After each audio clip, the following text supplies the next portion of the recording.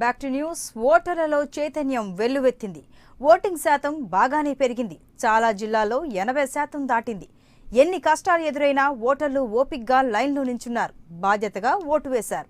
కొన్ని జిల్లాలు పోలింగ్ విషయంలో కాస్త వెనకబడ్డాయి. కానీ ఎక్కడా పోలింగ్ 70%కి తగ్గకపోవడం నిజంగా గొప్ప విషయమే. పోలింగ్ శాతం పెరగడంతో పార్టీల్లో భారీ అంచనాలు నెలకొన్నాయి. ఎవరికి వారే పెరిగిన ఓటింగ్ తమకు మేలు చేస్తుందని అంచనాలు వేసుకుంటున్నారు. గత ఎన్నికలకు భిన్నంగా ఈసారి ఓటర్లు భారీగా పోలింగ్ బూత్లకు తరలివచ్చారు. ఉదయం నుంచే పెద్ద పెద్ద క్యూలు దర్శనమిచ్చాయి. ప్రజలు ఓపికగా లైన్లో నిలబడి తమ తీర్పును ఈవీఎంలలో నిక్షిప్తం చేశారు. ఈవీఎంలు మొరాయించిన చోట్ల ఇబ్బందులు పడినప్పటికీ ఓటర్లు మాత్రం పట్టువీడలేదు.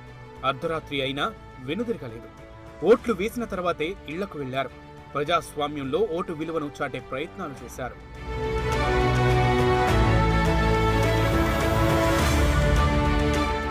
పోలింగ్ విధులు నిర్వహించిన సిబ్బంది కొందరు ఈసారి తాము ఊహించని విధంగా ఇబ్బందులు ఎదుర్కొన్నామని చెబుతున్నారు. అధికారుల మధ్య సరైన కోఆర్డినేషన్ లేకపోవడం వల్లే సమస్యలు ఎదురయ్యాయని చెబుతున్నారు. దువ్వాడ రాత్రి ఎంత అయిందండి మీకు వచ్చేసరికి? ఇక్కడికి తెల్లవారికి 4 గంటలకు తెల్లవారు 4కి వచ్చాం సార్. ఇది వరకు ఎప్పుడైనా డ్యూటీ చేశారు మీరు? ఎలక్షన్ డ్యూటీ ఇంతమంది డ్యూటీ చేస్తాం కానీ ఇంత ఈ విధంగా ట్రబుల్ ఫేస్ చేయలేదు. చాలా ట్రబుల్. ఎందుకంటారు? మెయిన్ కోఆర్డినేషన్ లేక అంటే టోటల్గా ఇక్కడ ఏంటంటే వాళ్ళు సెక్టర్ ఆఫీసర్ వీళ్ళంతా సెక్టర్ ఆఫీసర్ కానీ ఇక్కడ అలాట్మెంట్ వాళ్ళు కానీ కోఆర్డినేషన్ లేక ఈవీఎంలు అవి ఏమన్నా ఇబ్బంది పెట్టాయి? మా వరకు లేదు సార్. మనంతా పర్ఫెక్ట్. ఓటర్లు బాగానే మాకంతా బాగానే. మీకైతే సదుపాయాల కల్పనలో ఫెయిల్ అయినట్టేనా? సదుపాయాల కల్పనలో యావరేజ్. ఈసీ అందించిన వివరాల ప్రకారం విజయనగరం జిల్లాలో 11వ తేదీ సాయంత్రం 6 గంటలకే 85% మేరకు ఓటింగ్ నమోదైంది. ప్రకాశం జిల్లాలోని ఓటర్లు భారీగా ఓటు హక్కును వినియోగించుకున్నారు. అక్కడ కూడా 85% మేర ఓటింగ్ పోలైంది. తూర్పుగోదావరి జిల్లాలోనూ ఓటింగ్ శాతం 81% దాటింది. గుంటూరు జిల్లాలోనూ ఓటర్లు ఓటు వేయడం మీద శ్రద్ధ పెట్టారు. అక్కడ కూడా 80%కి పైగా పోలింగ్ నమోదైంది.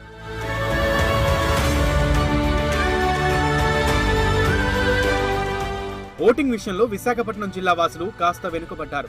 అక్కడ 70% ఓటింగ్ నమోదైంది.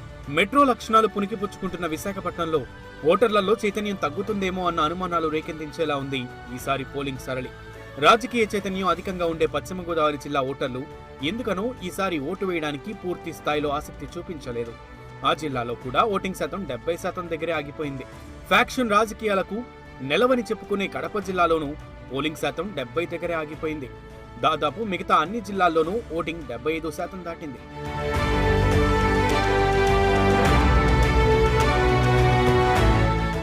గతంతో పోల్చితే ఈసారి ఓటింగ్ శాతం బాగా పెరగడంతో టీడీపీ కాంగ్రెస్ శ్రేణుల్లో గెలుపు మీద ధీమా వ్యక్తమవుతోంది. పోలింగ్ శాతం పెరగడం అంటే ప్రభుత్వ వ్యతిరేకతను చాటి చెప్పే ప్రయత్నమని వైసీపీ భావిస్తోంది. ఇది తమకు అనుకూలమని, ఈసారి తమ గెలుపు ఖాయమని ఆ పార్టీ వర్గాలు చెబుతున్నాయి.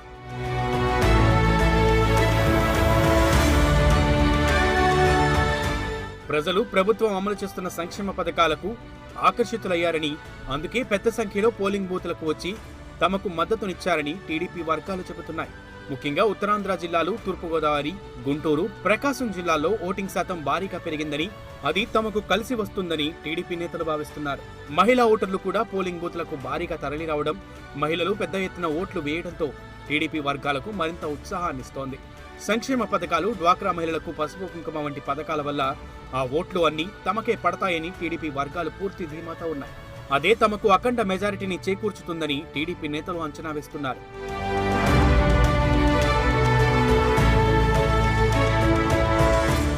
అటు వైసీపీ, ఇటు టీడీపీ రెండు పార్టీలు కూడా తమకు 100కు పైగా సీట్లు వస్తాయన్న ధీమాను వ్యక్తం చేస్తున్నాయి. ఎవరికి వారు తమ గెలుపునకు కారణమయ్యే వాదనలు వినిపిస్తున్నారు.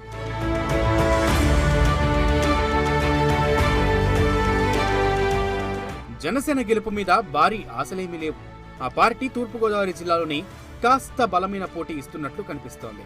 సీట్ల సంఖ్య పక్కన పెట్టి తమకు ఎన్ని ఓట్లు పడతాయి, ఎవరి ఓట్లు చీల్చుతామన్న లెక్కలలో ఆ పార్టీ నేతలు నిమగ్నమయ్యారు.